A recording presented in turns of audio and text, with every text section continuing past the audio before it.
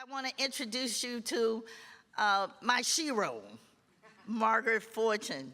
She does the research, she puts in the time, she takes on the fight, and she wins all through the race. I've seen her with a lot of hairdos, more so than the hats, but I know she wears a lot of hats, and she's wearing some big hats in our region and making some things happen on every front.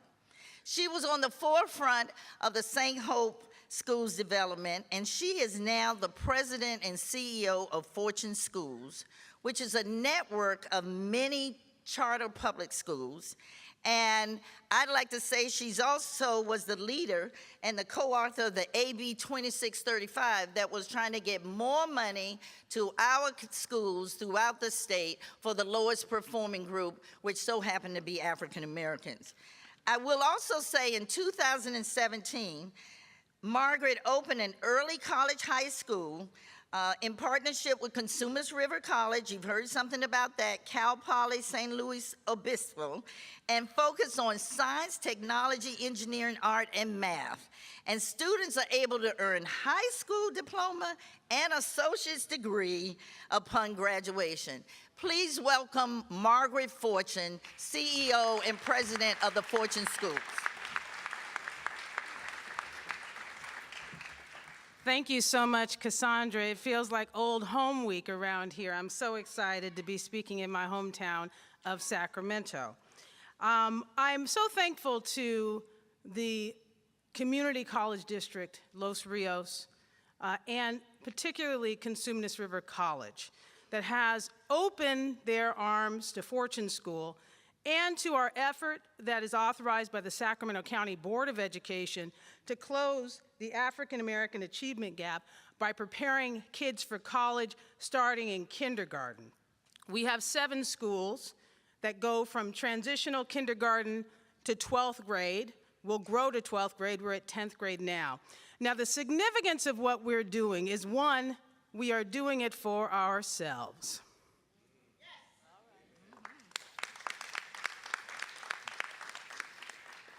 I think it's so important that as we look at closing the Black achievement gap, that Black people be front and center in that work. And as I look at what it takes what I call the 5 pillars: high expectations, choice and commitment, more time, focus on results, and citizenship. We have some of the lowest suspension rates in Sacramento. And it's because of high expectations and academic rigor. Our kids are too smart to be bored. They're just too smart. The kind of preparation that you have to have for our particular students is tremendous. The type of planning that you have to do for our particular students takes more time. Our parents have very high expectations, and they will let you know in no uncertain terms when you are not meeting them. So counter to what the narrative is about Black people, Black students, Black parents, it's not that we don't care. We are incredibly invested. And in fact, when it was our time to free ourselves, and before we got free, we risked our lives to learn how to read when it was against the law. There is no people like Black people and our commitment to education.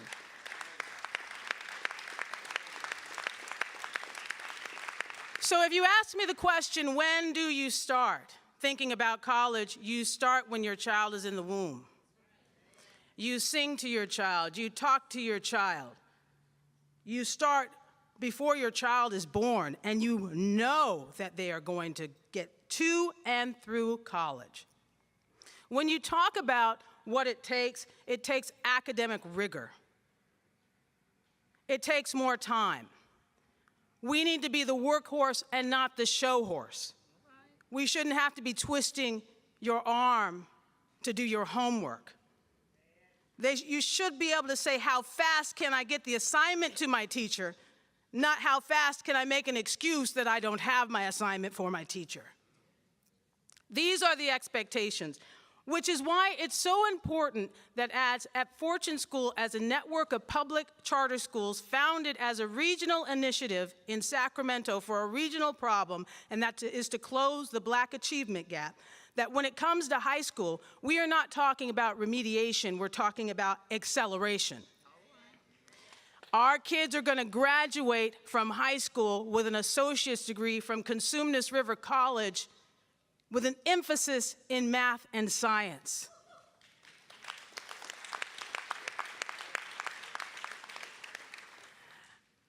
And so I got to tell you that I'm not angry today. Because every morning I get up and I know that I am working on behalf of Black children and I am getting it done.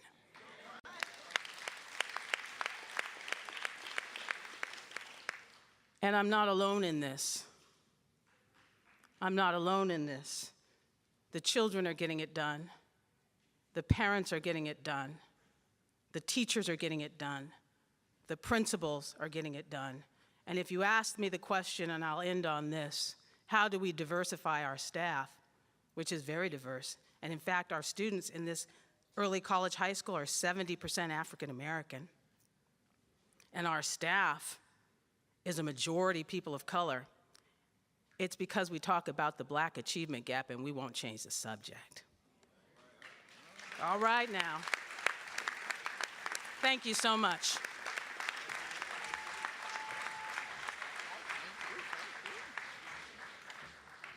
All right, we're trying to tie it all together. And I think we need to look, you heard it, she said from the womb. And that's when we start preparing them. And I know I see some people out on another committee out here, another committee that I'm on, and we're all taking notes for sure.